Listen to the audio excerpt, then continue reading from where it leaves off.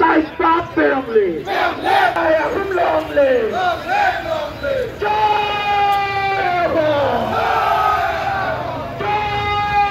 প্রদান করো তার মগদিকে তোমাদের গণমর্যাদা প্রদান করো No resting, no rest. No resting, no rest.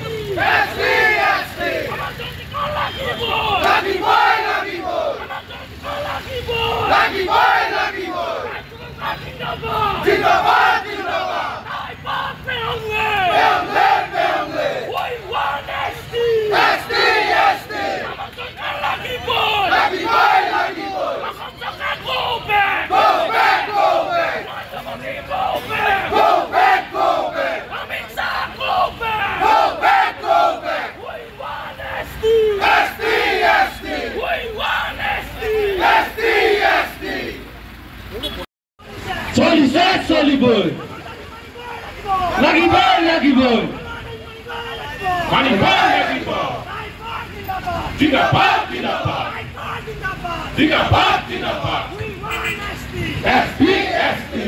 Go back.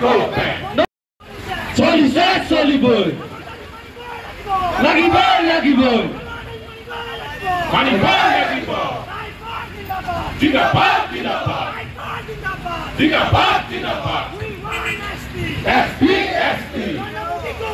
Go back.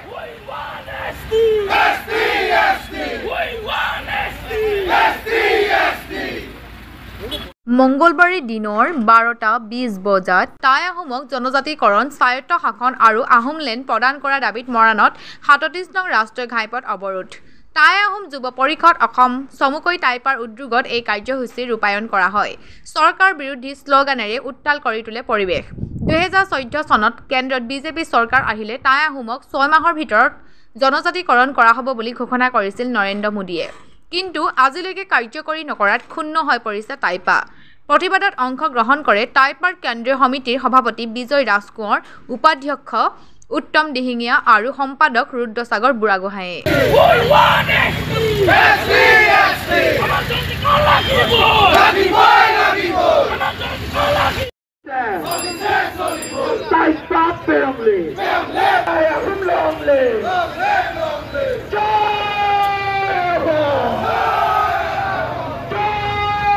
প্রদান করো তার মগদিকে তোমাদের গণমর্যাদা প্রদান করো No resting, no rest. No resting, no rest. জনগোষ্ঠীটো আচলতে ক্ষোভিত হৈ পৰিছে আৰু ক্ষোভিত হৈ আমি ৰাষ্ট্ৰীয় ঘাইপথৰ দৰে অৱৰোধৰ দৰে কাৰ্যসূচী মৰাণ ক'বলৈ বাধ্য আৰু বাধ্য কোনে কৰাইছে দিল্লীত বহি থকা নৰেন্দ্ৰ মোদী আৰু দিছপুৰত বহি থকা হিমন্ত বিশ্বই আমাক বাধ্য কৰাইছে কাৰণ এই জনগোষ্ঠীটোক এইখন চৰকাৰে বাৰে বাৰে প্ৰতাৰণা কৰি আহিছে নৰেন্দ্ৰ মোদী 10 বছৰ আগতেই আহি কৈছিল 14 চনত যে জনজাতিকৰণ প্ৰদান কৰা হ'ব 6 মাহৰ ভিতৰত আজি 6 মাহ পাৰ হৈ 10 বছৰ ভৰি দিব মই বিশেষকৈ এই প্ৰতাৰণা চৰকাৰখনক বাৰে বাৰে আমি কৈ আছো যে জন্মস্বত্ব যি অধিকাৰ সাংবিধানিক প্ৰদত্ত অধিকাৰ জনজাতিকৰণৰ স্বায়ত্তশাসন আৰু আহোমলেণ্ড আমাক প্ৰদান কৰক কিন্তু প্ৰদান কৰা নাই সেই গতিকে আমি পুনৰবাৰ এনেধৰণৰ কাৰ্যসূচী ল'বলৈ বাধ্য হৈছোঁ। আৰু আহোম জনগোষ্ঠীক আজি এই সংবাদ মাধ্যমৰ যোগেদি প্ৰতিজন আহোম জনগোষ্ঠীক 50 লাখ জনগোষ্ঠীক আহ্বান জনাইছোঁ।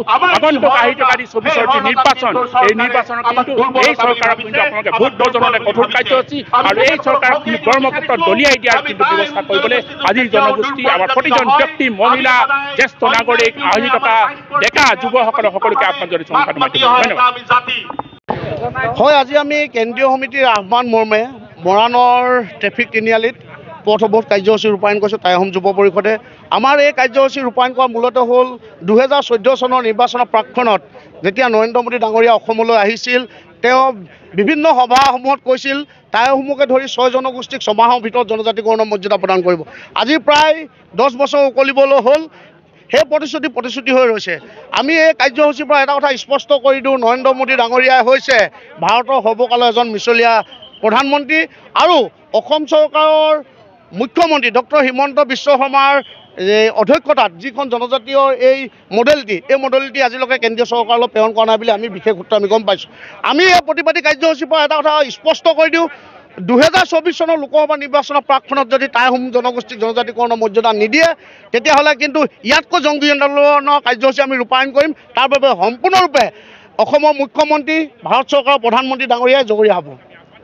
ইতিমধ্যে আপোনালোকে দেখিছে আমি টাই আহোম যুৱ পৰিষদৰ কেন্দ্ৰীয় সমিতিৰ নিৰ্দেশ মৰ্মে আমি অসমৰ বিভিন্ন জেগাত আমি পথ অৱৰোধ কাৰ্যসূচী গ্ৰহণ কৰিছোঁ। তাৰ এটা অংশ হিচাপে আজি মৰাণৰ মাজমজিয়াত আমি পথ অৱৰোধ কাৰ্যসূচী গ্ৰহণ কৰি অসম চৰকাৰৰ লগতে কেন্দ্ৰীয় চৰকাৰক পুনৰবাৰ সকীয়াই দিব বিচাৰিছোঁ। নিৰ্বাচনৰ প্ৰাক্ষণত যদি তেওঁলোকে আমাৰ আহোম জনগোষ্ঠীৰ লগতে 6 জনগোষ্ঠীক জনজাতিকৰণৰ মৰ্যাদা প্ৰদান নকৰে, তেতিয়াহ'লে কিন্তু ইয়াতকৈ ভয়ংকৰ কাৰ্যসূচীৰ সন্মুখীন হ'বলৈ তেওঁলোক সাজু হৈ থাকিব লাগিব।